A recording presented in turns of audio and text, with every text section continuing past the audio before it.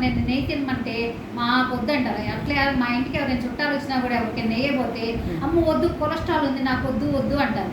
Cholesterol గుండె జబ్బులు వస్తే అని భ్రమలో ఉంటారు. కానీ నెయ్యి చేసే మొత్తం ఇంకేమీ చేయదు. నెయ్యి తినమని చెప్తున్నారు డాక్టర్లు. రోజు అన్నం తినేటప్పుడు అన్నంలో 2 స్పూన్లు నెయ్యి వేసుకొని తింటే ఒంటికి మంచిది, శరీరానికి కూడా మంచిదండి. చూడండి, చర్మం మీద చిన్న చిన్న గాయాలైనప్పుడు ఈ నెయ్యి వేసుకొని తింటారు చూడండి, త్వరగా మాంతేయండి. బాలింతలప్పుడు కూడా చూడండి, ఆ అమ్మమ్మలు నాయనమ్మలు ఏం చేస్తారు, కారపొడి నెయ్యి వేసి పెడతారు. ఎందుకు? చాలా బలం రావాలి. అట్లానే మన ఇంట్లో చిన్న చిన్న పిల్లలు ఉన్నారనుకోండి, వాళ్ళకి అన్నం పెట్టేటప్పుడే ఫస్ట్ కొంచెం పప్పు నెయ్యి కలిపి మెత్తగా చేసి పెడతారు. అట్లాగే పెద్దవాళ్ళు ఉన్నారనుకో, వాళ్ళకి అన్నము బాగా మెత్తగా వండేసి ఇంత నెయ్యి వేసి పెడతారు. ఎందుకు? వాళ్ళకి బలం రావాలి. అట్లానే అంతేగాని నెయ్యి తింటే ఒళ్ళు వస్తుందని, కొలెస్ట్రాల్ వచ్చిందని భ్రమలో మాత్రం వద్దు.